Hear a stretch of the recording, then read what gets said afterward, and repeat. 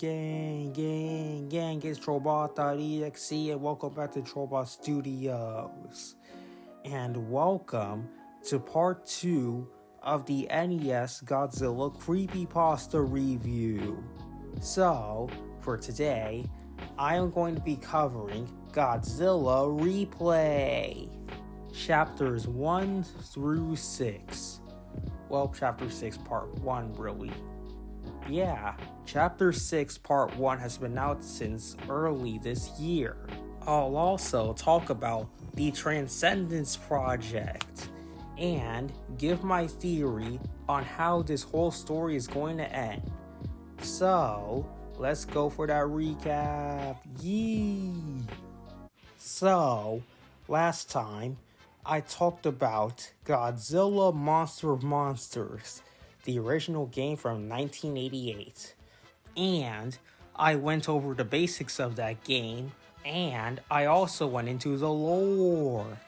After that, I talked about the NES Godzilla Creepypasta, where I covered Zach's playthrough of Godzilla Monster of Monsters, and literally everything he endured. And during his journey, he faced repeated harassment from a spider demon named Red. In the final world, Zack confronts Red, whom, after being beaten by Solomon, transforms into his final form and utterly destroys all of Zack's monsters. Melissa then gives Zack Acacius, allowing Zack to finally defeat Red. So Zack decides to sell it on eBay, and it is bought by a guy named Carl, where we leave our story off for now. So,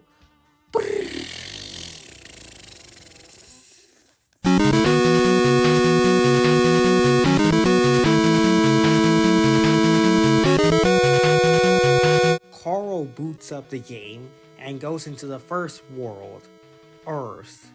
Despite sharing the same name with the original game and the NES Godzilla Creepypasta's first world, this Earth is nothing like the others.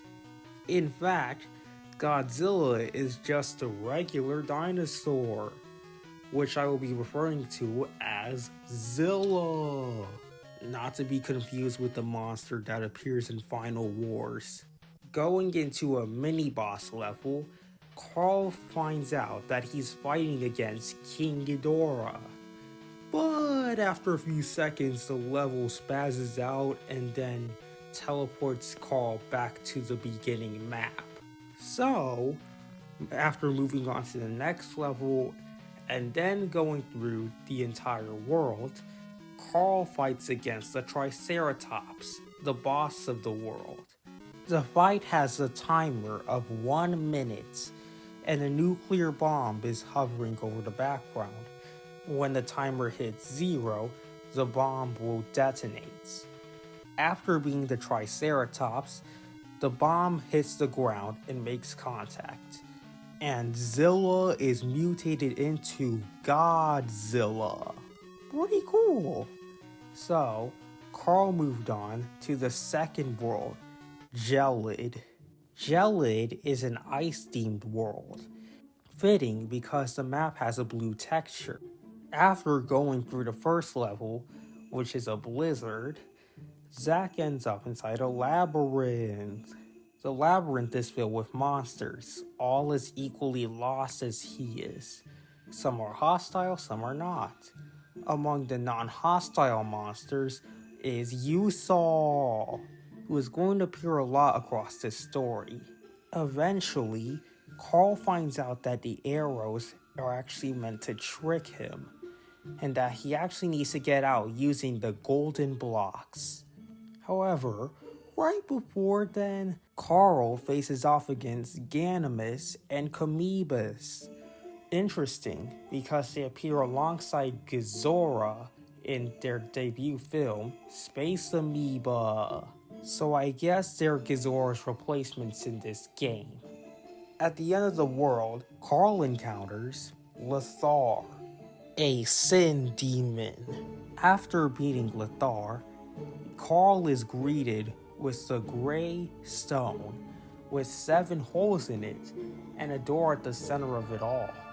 All of a sudden, one of the holes is filled with the blue key. Spooky. Now, before we go to Corona, we have to go through the passwords. Carl tries out a number of them, and while they yield very interesting results, the most interesting of them all is when he enters Xander Fruit, which was a password he learned on Gelid. The password then unlocks the Transcendence Project, and it simply says, "The Transcendence Project. Do not redistribute this cartridge." Carl tries to log in, but is greeted with an authorization code. Well, time to get it on Corona. Carl enters Corona, and after going through a power lines level, he unlocks Rodan by beating Gabara. And right after, Carl has to fight King Kong. Naturally, he decides to use Godzilla, and the rematch of the century begins. They fight for a while until Kong gets glitched from existence, the cause of which I'll elaborate on later. After going through a chess level, where we learn that Carl hasn't played chess in 8 years, Carl goes into a forest, which then turns gray, and here we have the main villain of this game, Warlock. He greets Carl and then asks him to leave. Yeah, he doesn't chase him or do anything like that. He just tells him to leave. Carl then goes forward and beats the Sin Demon, Exalton, and another purple key appears in the mysterious door.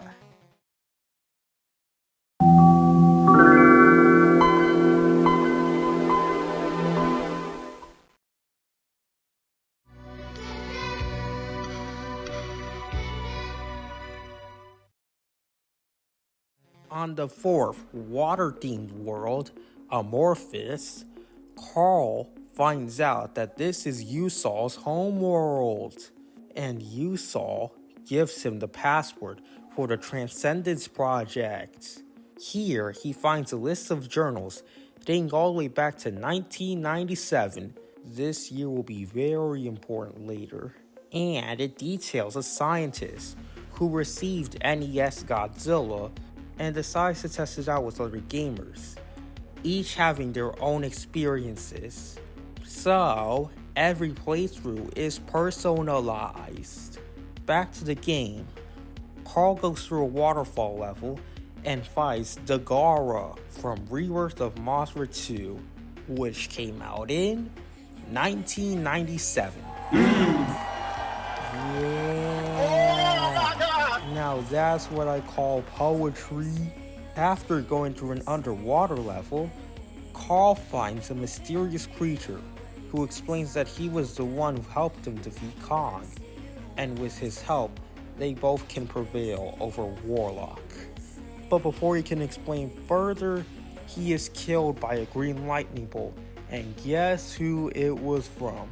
This man, Warlock, who then asks Carl to leave and gives him one final chance. Well, after a beam clash between Warlock and Godzilla, Carl then fights the Sin Demon, Odia, and the mysterious door gets another green key. Now on to Tempest, where Carl meets Usol again, before another creature teleports to their location and kidnaps Usol before teleporting away. Not before roasting Carl. Carl then gains yet another new monster, King Caesar, whom he uses in his battles against the Giant Toad and Mega Gearus. However, when it was time to fight the Sin Demon, Caesar and the demon would swap places, leaving Carl with no choice but to get rid of Caesar. So, after Rodan beats Salak, the Sin Demon, another dark blue key appears in the mysterious door. However, instead of moving on to the next world, Caesar returns, this time as an enemy. So, naturally, Carl fights it with Godzilla, before King Caesar reveals himself to be Warlock all along. Godzilla and Warlock have a brief fight before Warlock flees, saying that Godzilla fights well. After yet another conversation with Zack, Carl decides to move on to Alkali, the sixth world. However, before he can move any further, Godzilla and the rest of the monsters are each given ID cards and have to pay to enter. There, they can access marketplaces and actually move on to the actual levels. After getting a toy named Pinky, it gets stolen by a kid named Yad, who promptly gets a beating from his grandmother Arba, scolding him for how much danger he put them in. Arba then reveals that a creature named Avidus came to the planet and corrupted the people, infecting them with insatiable greed, to the point where a child could get executed for merely stealing. This line confirms that the Sin Demons have at least some level of intelligence, and are not natives to the planets they are on. After going through a factory level, which horrifies Carl, he faces and defeats Mechanicon with Godzilla. And that's where the story leaves off, everyone. So, me talking about the Transcendence Project and how this is gonna end. I'm gonna kinda do them both at once. So, how I think this is gonna end, it's been confirmed that Worlds 2 through 8 are based on the 7 deadly sins. So my theory is, World 7 is going to be gluttony, and World 8 is going to represent wrath. I also think that after collecting all of the keys, the door might unlock a new enemy monster, whom would work with or possibly serve under Warlock. So, Carl would end up having to fight them both. And, since unlike Zack, he doesn't have someone close to him in the game, Carl would probably destroy it, ending the cycle once and for all. So, that's my theory. So, until next video, later fools, and did you pray today?